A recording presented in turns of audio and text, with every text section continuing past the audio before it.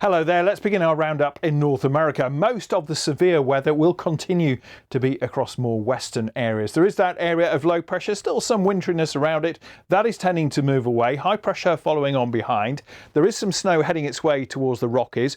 A brief respite from the wet and windy weather in California, but the next area of low pressure is coming in from the Pacific, strengthening the winds around the coast, bringing heavy rain.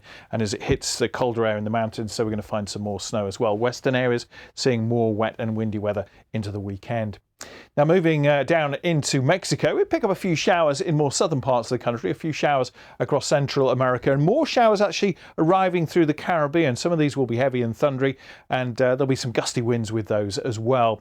We've got a really heavy band of rain all the way from the Andes through the Amazon basin back towards Rio. That's producing some thundery downpours, likely to bring some further flooding. South of that, dry, sunny weather through Bolivia, Paraguay, southern parts of Brazil, and also across Argentina, where it's hot for this time of the year. Big contrast though in Europe. It's getting colder across Scandinavia, so more snow here, and really cold air is tucking in across the Baltic states into parts of Russia. Other parts of Europe still on the mild side, some sunshine. It's in the northwest that it's wet and windy once again. Some of that rain extending its way down towards Iberia. One or two showers perhaps around the coast of Libya. Otherwise, North Africa, dry and sunny. Those are the seasonal rains. Had a lot of rain in the Eastern Cape, but it's turning drier here. Temperatures will be lifting a bit. That heavier rain moving its way northwards towards Mozambique. And it's not dry actually in the Middle East. We've got a few showers actually coming into the Levant across parts of Iraq, and this band of thundery showers still heading its way southwards towards the Emirates and perhaps still affecting some parts of Iran. It's going to be getting colder in Central Asia. It's cold across northern parts of India, where we've got some dense fog, especially in the northwest. A few sharp showers once again coming into Sri Lanka. And as we head into the weekend, we're going to find some more wintry showers moving in from the Sea of Japan, affecting some northern parts of Japan as well. More widespread showers, I think, during late Saturday and into Sunday. But for many parts of China, it's going to be dry and sunny, and temperatures well above average, actually, for central and eastern areas of the country. There is this rain in the South China Sea. That's bringing some cooler, wetter weather into parts of Indochina. It will turn drier here in the next few days.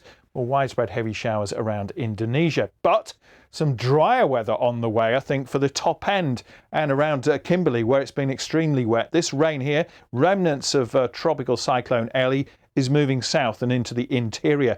In the southeast, there's some warmth around, particularly across South Australia. That'll move its way into Victoria. Over the Tasman Sea, we've still got cooler, wetter and perhaps windier weather for a time in New Zealand, particularly around the North Island. Bye for now.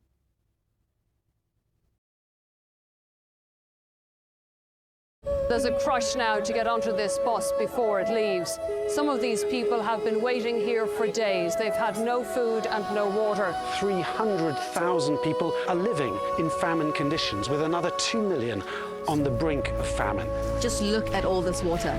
It's like being in the middle of the ocean, except just over there are people's houses. Look at it. Desolation. This is what months of attritional warfare does to a town. Republicans may be disappointed they didn't make the gains they'd hoped for, but it appears they will have the power to frustrate the president's agenda for the next 2 years.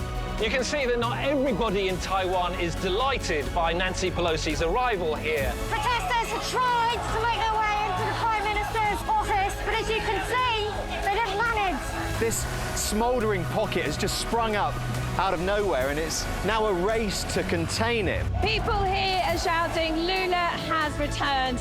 Like him or loathe him, this is a historic moment for Brazil. From France to the UK to Germany want to know they really can rely on Norway's energy supply. More than 17 million saw Chloe Kelly's goal. Try telling them and the thousands here that no one cares about women's football.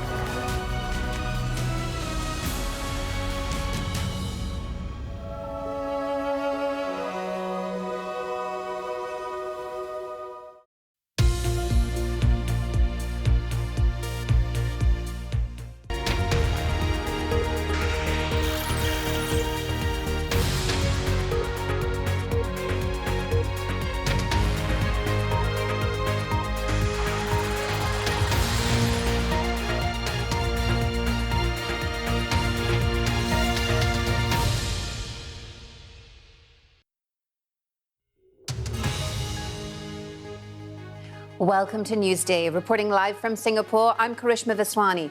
The headlines. Speaker has not been elected. A speaker has not been elected. A speaker has not been elected. The longest race in more than 150 years, Kevin McCarthy repeatedly loses the vote to be elected Speaker of the House. China rejects criticism it's been underreporting the number of COVID deaths. It's set to reopen to the world this weekend.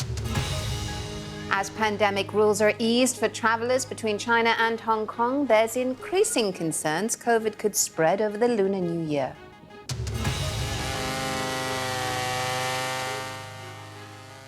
The battle to protect Filipino forests devastated by illegal logging and mining. And Prince Harry reveals his brother William physically attacked him in his new memoir out next week. Live from our studio in Singapore. This is BBC News. It's Newsday.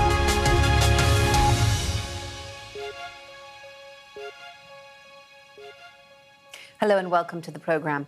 Paralysis continues in the U.S. Congress. The Republican leader in the U.S. House of Representatives, Kevin McCarthy, has failed in his 11th bid to get elected Speaker, extending the government deadlock into a third day.